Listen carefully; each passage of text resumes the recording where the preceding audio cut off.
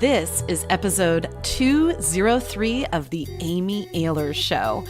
And I'm your host, you guessed it, Amy Ahlers. The Amy Ahlers Show is for ambitious, soulful, high-achieving, badass women just like you that are ready to stop being so hard on themselves, that are ready to release self-bullying and embrace self-compassion, self-love, and wake up to their inner wisdom so that you can enjoy your life and have more happiness and joy. And today's episode is a really special one because I invited my dear friend and mastermind buddy, Andrea Owen, to come on and talk about her new book, How to Stop Feeling Like Shit. Right? I mean, don't we all want to stop feeling like shit? Andrea is a fellow podcaster. She's a life coach. She is an amazing woman. I adore her. This was a hilarious conversation. And if you'd prefer to watch the video version of this Facebook Live broadcast, just head on over to amyahlershow.com/203 and you can check out our beautiful mugs while we keep it real with lots of truth telling on today's show. You're going to learn all about how to stop feeling like shit. Andrea gives us so many amazing tools to use so that you can really release those perfectionistic ways and really step into more fully loving yourself and celebrating your life. I know you're going to love today's show. And if you do, will you do me a quick favor? Head on over to iTunes and subscribe, rate, and review the show.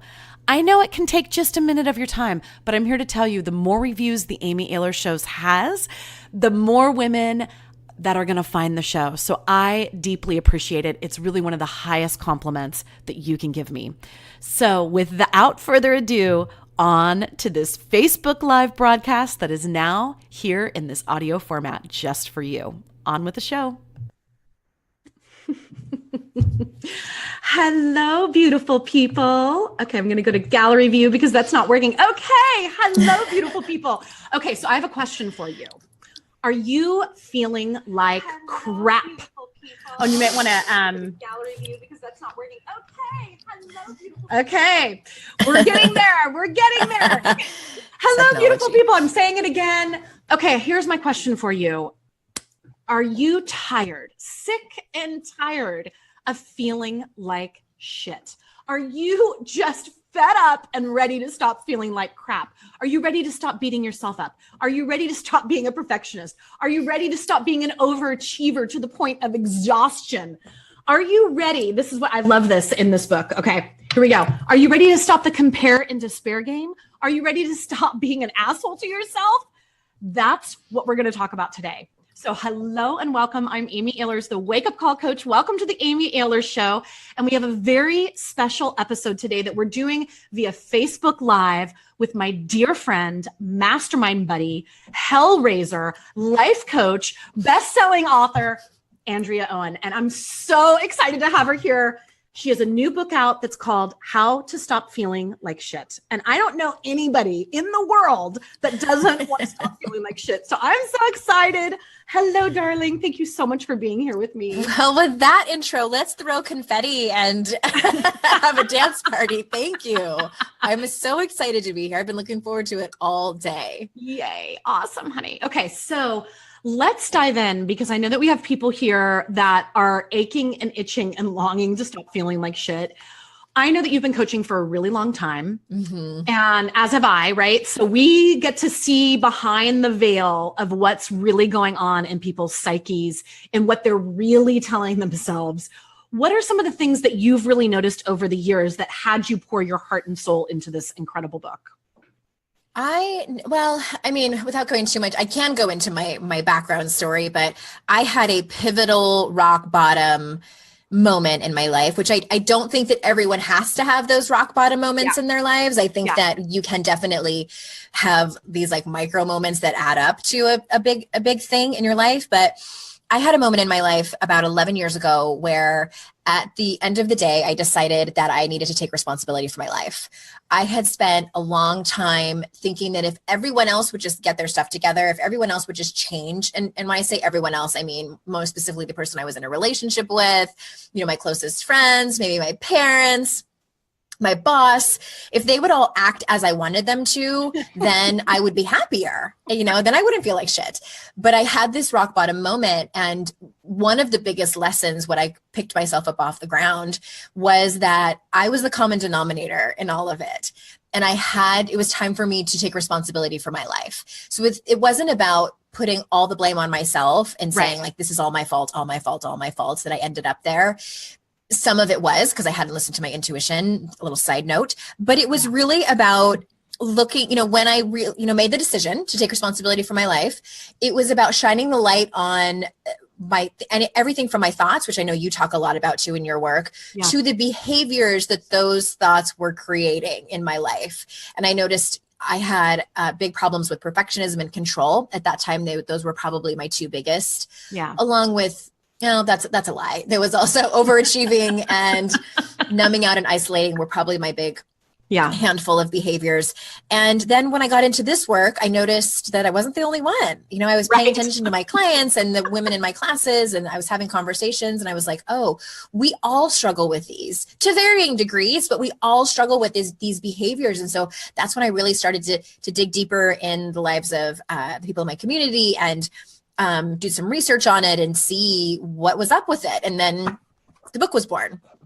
I love that. Well, and one of the things that I really want to highlight that you said there is that you had that rock bottom moment, which I really want to encourage everyone. I always say, go out and buy 3 copies of the book, because you need one for yourself. You need one for that best friend, for that person, that's totally feeling like shit all the time. You can gift it to.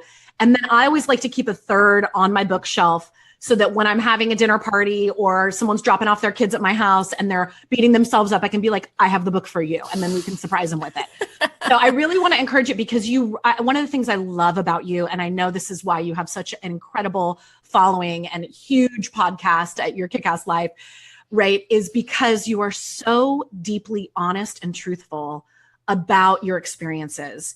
And when you wrote in the first part of the book about your rock bottom, I just was, it's always fascinating when someone when they're on the other side of their rock bottom. And I'm like, it's unimaginable to me, the situation that you found yourself in and who you were at that time and compared to who you are now.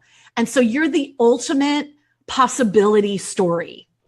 And it's it's really deeply inspiring to me when I get to know, like, wow. And here's the thing that I want everyone to know that's listening. People put their best stuff in their books. It takes us, having written to myself, it's like, these are our babies. And so masterpiece. It really is. It's like the best, like you distill it down and you spend so much time. So I really want to encourage everyone to go there. You're going to love hearing Andrea's story. I won't make her talk about it right now. But so I love that, A. And then the other thing that you said was that you took responsibility for your life instead of blaming yourself in your life for your life. Talk to me a little bit about the difference between that, because I know the blame game is one of those habits that you talk about in the book as well. Will you talk to us a little bit about that? Yeah. Okay. So here's the difference. It's such a great question. I don't think anyone's asked me that question yet on an interview. And there is a huge distinction. So if I were to blame myself for everything, that would enable me to be a little bit of a victim too, and sympathy, and like, trust me, I was in that place for a minute because it was easy for me to get sympathy. Like, you guys, my husband had an affair with our neighbor and got her pregnant. And then I dated a guy who lied about having cancer to cover up his drug addiction. Like, it was easy for me to like get people to be mad at them and feel sorry for me. And like, I played that sympathy card for a little bit. Trust me. Yeah. But that doesn't create change. That allows me to like stay stuck in that story of like, woe is me, and isn't it so hard for me? And that was not empowering at all. What was empowering, and when I say I took responsibility for my life, I took my power back. And honestly, like, I don't even know if I took it back. I think I took it for the first time. I don't know if I ever had it in the first place. And it really was about empowering myself. Yes. And there was so much relief and freedom in that, and peace of like, oh, I can actually change my own life. I don't have to rely on, for a long time I was relying on the person I was in a relationship with to make me happy, or I was relying on the size of my body to make me happy. Right. Or I was relying on, people have different things, how much money you're making, your status and things like that. But it was about me taking my power back and being just like really in the driver's seat of my life. Yes. And that's what I think is so beautiful about the book, is that this book is all about taking your power back, because where our power lies the most, and I really believe the thing that is holding especially women back the most, is how freaking hard we are on ourselves. Yeah. And when we can start changing what is happening internally, the external world will absolutely start changing for sure. Yeah. And just the way that you can deal with, because shit's going to happen. Crap's going to happen. Life happens. This is not about, oh, if I have the internal dialogue, if I'm meditating every day, then that means nothing bad is going to ever happen to me. That's not the human experience. We're not bulletproof. Yeah. We're not. And so if instead you can change the lens that you're looking through, it will just be such a relief from so much suffering that we cause ourselves. Mm-hmm. Yeah. Yeah. And that's what I wanted. This is something I talk about in the introduction to the book. And I always like to say it in every time I'm talking about it, is like, this isn't a book of like, here, Amy, here's the 14 ways that you're doing life wrong. Right. You need to read this book and fix it, and your life is going to be great. Because sometimes like some self-help books can like kind of make you feel like you're doing it wrong. Right. And I wanted this to be a book of like, hey, you guys, here's the 14 things that we're all doing to a degree. And quite honestly, these are things that have worked for us for a while. Perfectionism and overachieving got me to graduate, with honors from college. Right.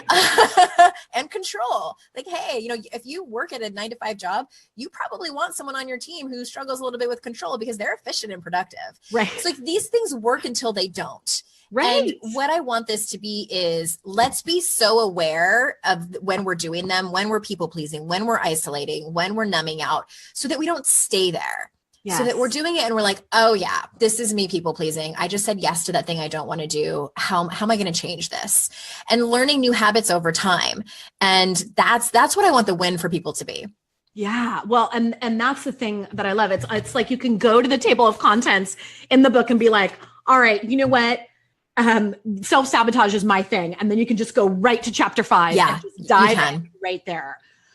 I love it. Or if people pleasing and approval seeking is your thing, go to chapter 7 immediately. Or if you're isolating and hiding out, go to chapter 2 immediately.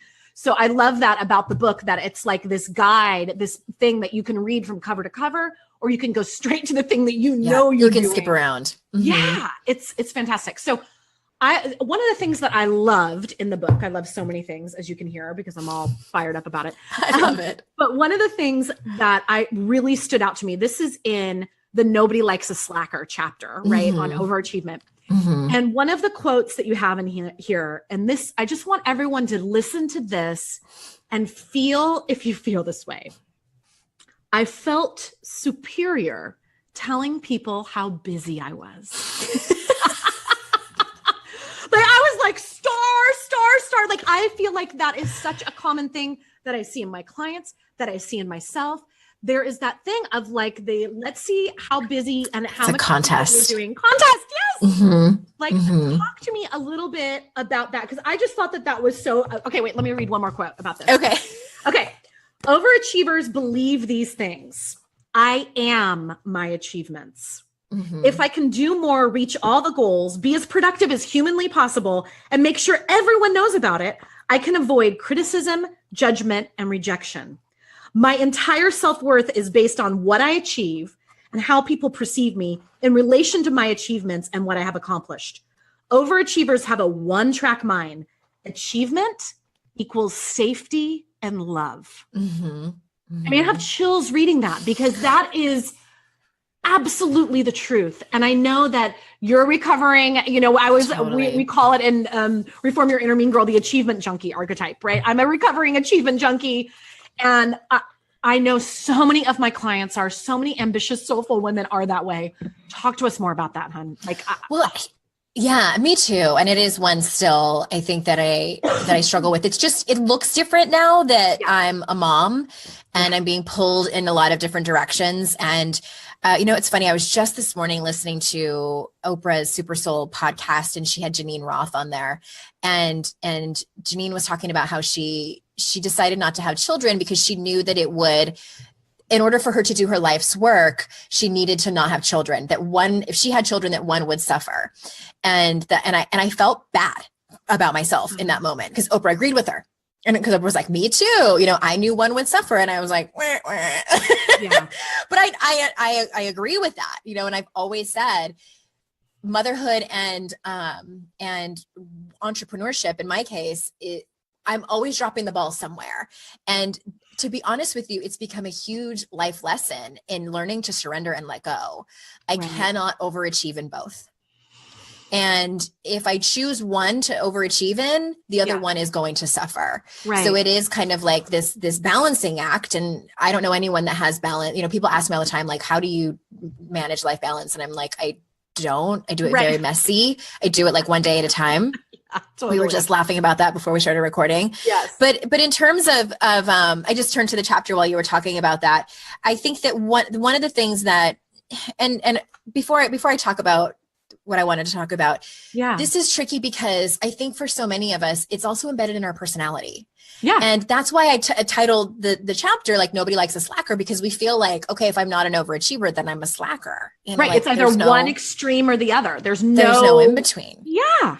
So I can sympathize. I can empathize with how that feels. And, for someone to, just telling an overachiever to slow down is like, it's not going to happen. Right. But and it's really scary. And it's like, because like you said, then it's like, I'm either failing or succeeding. There's no, who am I on my terms.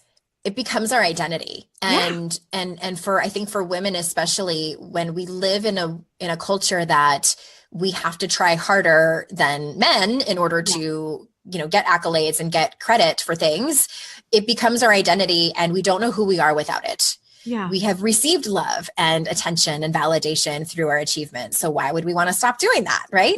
But I think just one thing, if I could give one piece of introspection for people, and that is, and this sort of, as you'll see, many of the chapters overlap with perfection, this one, with perfectionism. Yeah. But I think embracing failure is one of the things that I really have tried to work on. And I wish we had a different word for failure. Yeah. I wish we had, failure and then like a sub word that meant something a little bit different, because I've been asked that in interviews before, like, what's your biggest failure? And I'm like, I don't really consider them failures, because I've always learned so much from them. And I think that if I could offer overachievers anything, it's don't be afraid so much of failure. Right. It is painful. I get it. I don't enjoy it. Yeah. But I think that if we can look at it from another perspective, that can help you in your overachieving. And again, it overlaps with so many other chapters that I can start getting into, but I'll pause. Yeah. Well, and I just actually did a Facebook Live about the topic of failure, because it is such a triggering word, especially for overachievers and ambitious women and men. It's like, because failing doesn't mean you're a failure. Right. Exactly. Right. And so it's like really going, oh, that was, and I always like to think about it as like an experiment. Like if you were in the lab, you would, it's like that whole Thomas Edison quote of like, well, what I really learned was like 4,723 ways to not make a light bulb. It's like, it's like if you were in the laboratory and you viewed life as a laboratory, then you could be like, oh, okay, this one failed. What am I going to change next time to have it, try to make it succeed, and get that that's part of it. And there's that awesome Winston Churchill quote, success is leaping from failure to failure without loss of enthusiasm. Mm-hmm, mm-hmm. And I just feel like that's so true. There's such a thing. So it's like, as an overachiever, like you say in the book, it's like really learning how to be with failure and getting that doesn't mean that you're a failure. Yeah. Yeah. Yeah, that's part of the solution. And I think also kind of jumping a little bit over within overachieving is, I think it's important for some people to find out where it came from. Who was the person that pushed that on you? And it's in my experience, I didn't come from a family, like my mom wasn't a tiger mom. My parents never, I know a lot of people, their experiences, their parents really pushed A's. Anything below an A- was not acceptable. Right. I was just a product of our culture. And Courtney E. Martin wrote a great book called Perfect Girls, Starving Daughters. And she says that it was the unintended backlash of the feminist movement, where our generation heard that we could be anything and do anything that we want. And we heard, the message that we got was that we have to do everything and be everything. Right. And again, it wasn't what they intended, but it was, I grew up in the 80s where it was, women were going back to work in droves and they had their suits on with their tennis shoes going to work. And it was like, yeah. Yeah. And that's how I grew up. And I wanted to be everything and do everything. And, when I started to do that, people were like, bravo, woman. And I took it and ran with it. And so it's just, it can be interesting and helpful for some people to figure out where it came from and ask yourself, is that really who I am? Is that true that I need to be that way in order to be safe and loved and accepted? Yeah. Well, and I think that blends so beautifully, like you said, into perfectionism. And you have a whole chapter on that. Talk to us a little bit about that nasty, nasty beast of perfectionism, because it's so brutal and it's so related to the overachieving. It's its sister. I would almost even argue that it's its twin sister. And perfectionism is such a common one. And I think it's even gotten worse with social media and how much and Compare and Despair is another chapter, which again, they're like this little trio. I call it like the trio of the triggered.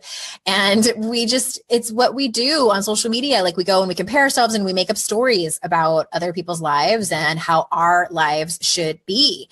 And I think that the failure thing goes right along with this and embracing failure and what that actually, I think one tool that I could tell people to help them with is get out a piece of paper and do some journaling on what does failure mean to you?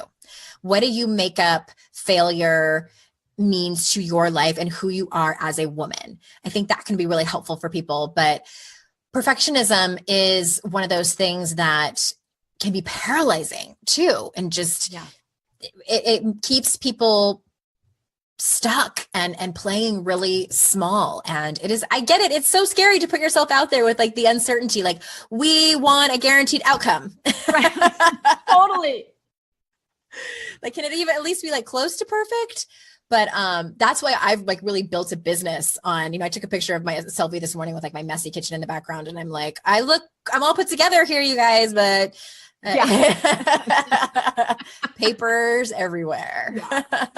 Well, and thank goodness, because there is that whole compare and despair game. And there is that whole thing of people only posting the perfect things. Like I was saying the other day that it's like, what we just went through the holiday season recently, right? And so you get in the mail the perfect family picture with the card, the season's greeting card or what have you.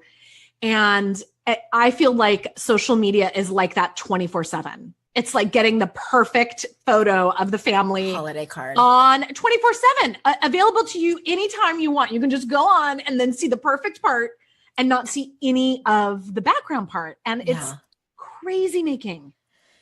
It's rough. And I talk about this, and I think it's in the Compare and Despair chapter about if you can control your triggers, control your triggers. I went on an unfollowing frenzy on Instagram a while back because I had followed I had fallen off the wagon with my fitness routine. And I was like, I kind of feel like getting back on. I'm going to follow a bunch of fitness experts, especially the ones that have like those really awesome, like 30-second videos where they're like, doing squats and then like, and I'm like, and I'm going to do those exercises. Right. Okay, you guys know where this is going, right? So I'm always ready to work out when I'm scrolling through my Instagram feed. Right. Set up, red alert.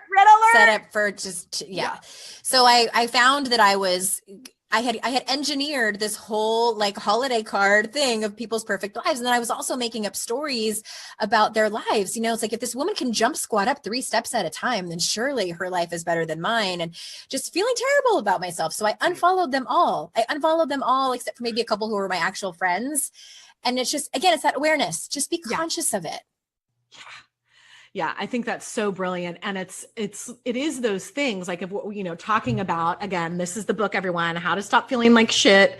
The link is right above where you can go ahead and find out more about it and purchase your copies. It's a fantastic book. It has all of the foundational things that you need to live a better life. It really does. So I highly recommend it. Again, How to Stop Feeling Like Shit. It's like in this book, one of the things that you also talk a little bit about towards the end of the book is values. Yes. And really looking at what is it that you value. Will you talk for a moment about the values before we wrap up here? Yeah, because here's the thing. again, this book is full of solutions, and values is that thing. I think, and I kind of flanked the book with like what I think are the two most imperative foundational pieces in personal development. If you take nothing away from anything we say today or ever again, it's your self-talk and your values, like what they are. And values is one of those things where it's like values, like don't we learn about that in like team building at work or something? Right. It's like, well, yes and no. Yeah. Values is one of those things that completely changed my life. So I care less about what your values actually are. I say like just professing your values is like naming your child and calling that parenting. That's not actually the case. It's like, I want to know what your values actually look like on a day-to-day basis, like when things get hard in your life, or when you're faced with a decision where you have two choices. One is the easy, more comfortable way. One is the one that actually honors your values, but is harder. You know, you have to have a hard conversation. You have to set a boundary. You have to say no to someone. You have to leave a relationship, et cetera, et cetera. That's what I want to know. Like, the important question is, what's important about the way you live your life? Yes. Just answering that question. Okay, let me just repeat that question. What's important about the way you live your life? Mm-hmm.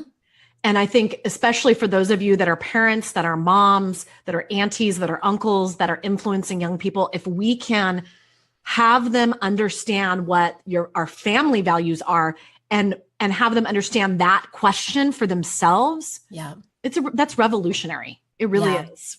Yeah. Well, I think we go through periods of time where we kind of know what our family's values are, or if you grew up in a religious institution, you know what the religion's values are, or work, but what are yours? Yes. You know, some people don't have a value around being of service or giving back. That's okay. Yeah. Some people do have a value around money and wealth and abundance. That's amazing. Like they belong to you. They're not up for ridicule or judgment from anyone else. You don't have to post them on your Facebook status. Like these are for you. And then again, like what I want to know is, what does that actually look like? Because it's really nothing just to say like, oh, I have a value around spirituality and you know, honesty and integrity. So what does that actually mean? That's what I want to know.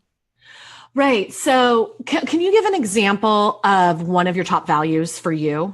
Yeah. I think that'd be helpful for people. Yeah. One of them is courage. And I love that it's courage because it encompasses a lot, because you can't have authenticity without calling on courage. You can't have honesty and integrity without you can't be creative without calling on courage. So it is sort of like an umbrella.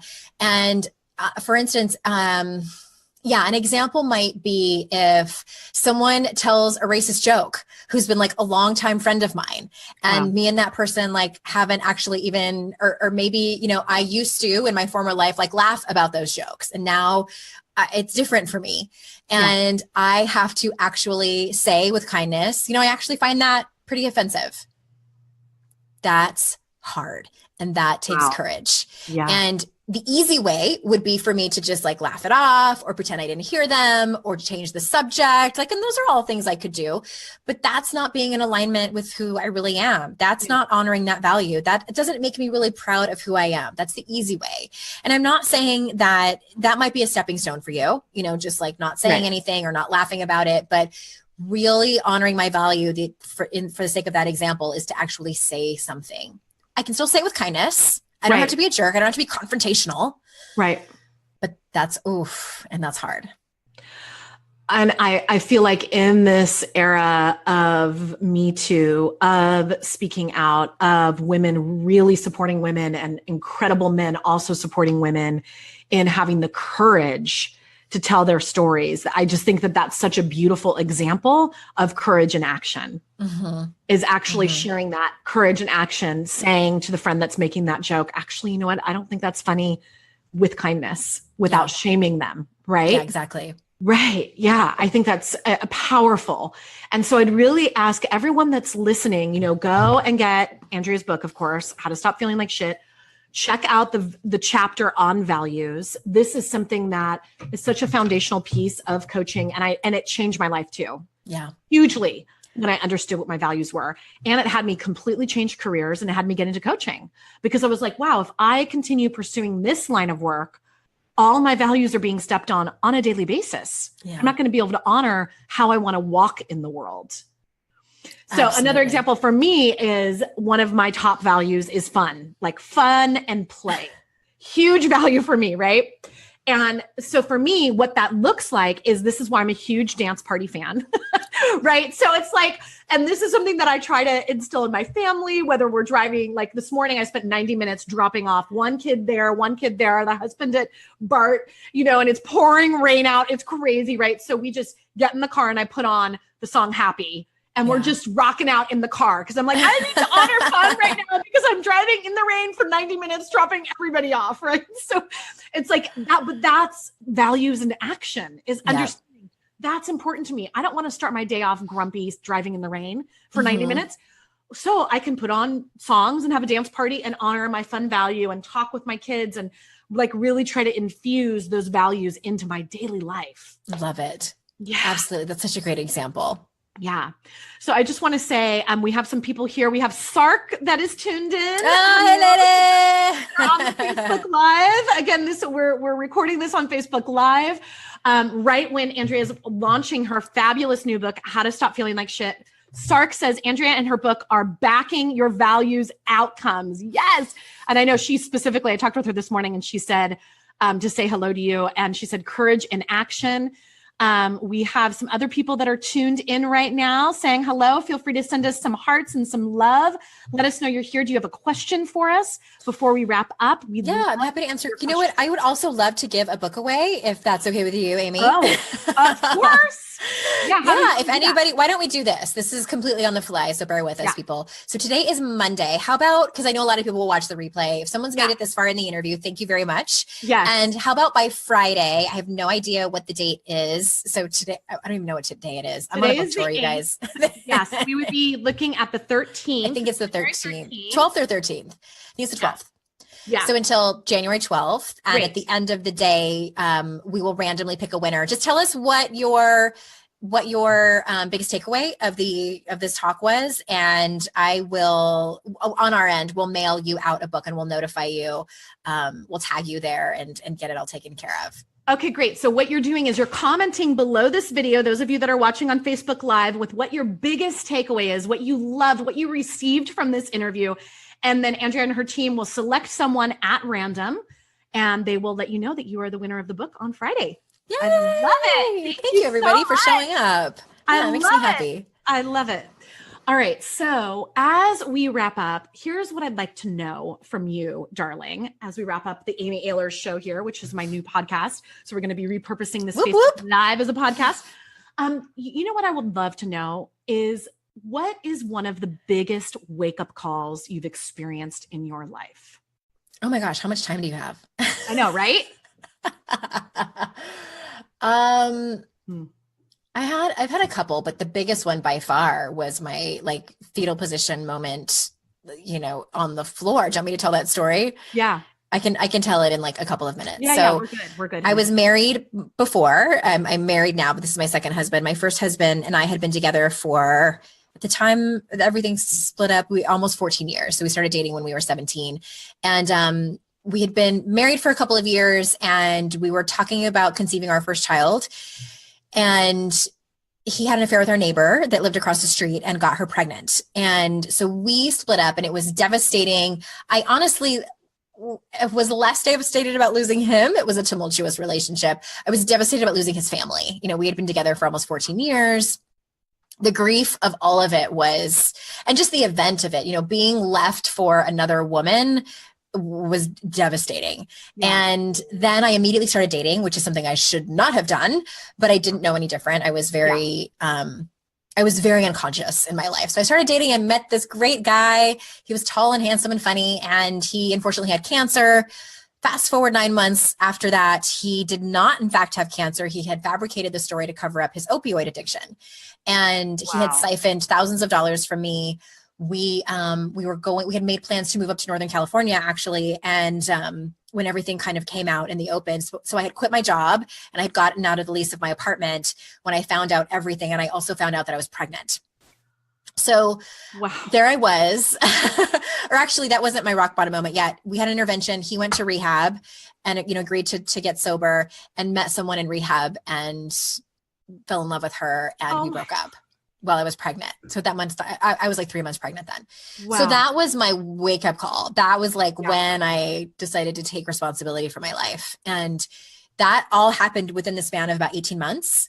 My son is 10 now. It's been a while, and I changed my life. I decided it was time for me to look at what was going on in my life. I had completely ignored my intuition on numerous occasions, including marrying my first husband, including I was on the first date with that guy, and my intuition was like, something's not right, but I don't know what it is. This seems way too good to be true. I should probably not date him again. But instead I slept with him on the first date instead. It's like, that was the kind of mindset I was in. I was just unconscious to my life. I was terrified of everything and everyone, and I was not coping well. Wow. And, there's a memoir coming, because the story is like head explosion. Like, I mean, it's like, it's like when truth is stranger than fiction. It's like, wow. I could not make up a story like that. You could not make up a story. I was talking to somebody else I was telling the story, and people were like, no, it was you earlier. And you're like, I can't, like, I had that moment where I was like, is this actually happening to me? Like, right. And even like my friends and family were kind of like, yeah, it's bad. Yeah. There was a long time where I was not laughing about it, but now it's like, it's been a long time healing. So for anyone out there listening who has had similar situation where you feel like you can't go on, or you feel like, I was very ashamed of where I had ended up, of the choices the wrong turns I had taken. That was the best thing that could have ever happened to me. I am so incredibly grateful for that, because I was just going along, little misprivileged, like no real problems, coping terribly with life. And the universe intervened. I think the universe drop kicked me into my life and said, if you will not wake up, then we will. It was like getting ice cold water thrown in my face with a brick. Wow. Mm-hmm.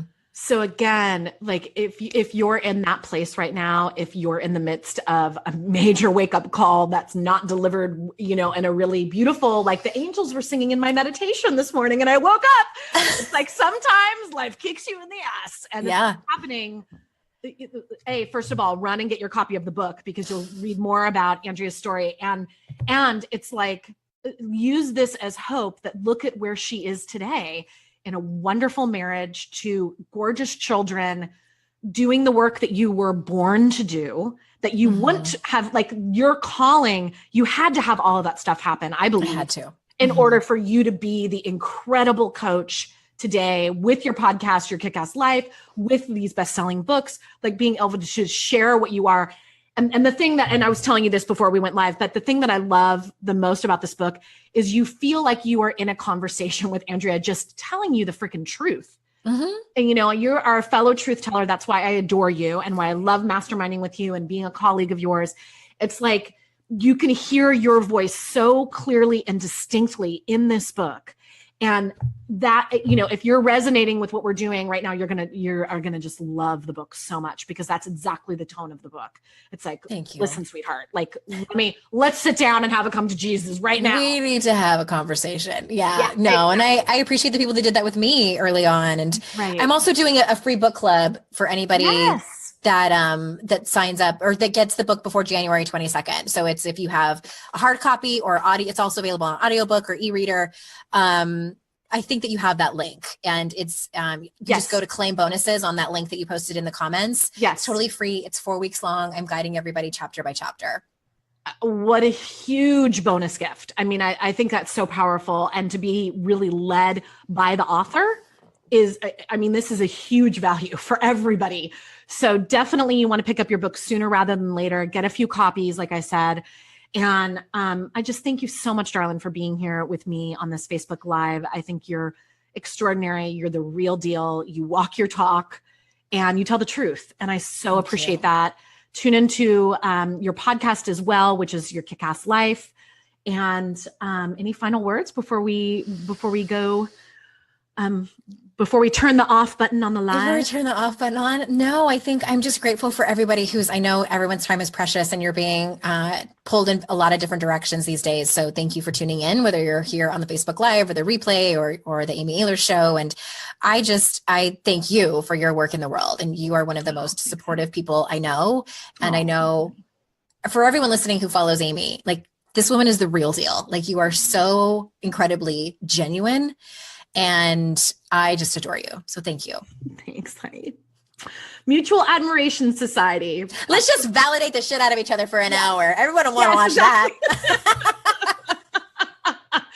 Awesome. Okay, everyone. Well, thank you so much for tuning in to the Amy Ahlers Show. Keep releasing the self-bullying and embracing the self-compassion. Until next time, it's Amy Ahlers signing off, sending you so much love. Mwah. Bye-bye, everyone. Oh my goodness, how much fun was that? Isn't Andrea awesome? Thank you so much for tuning in to the Amy Ahlers Show. And I want to remind you as we wrap up today's show to definitely join me for the Inner Wisdom Experiment. If you're not already doing that with me, definitely come on over to innerwisdomexperiment.com and I will hook you up with a free 5-day challenge. We're already in the midst of that challenge to connect to your voice of truth within, but no worries, you can catch right on up.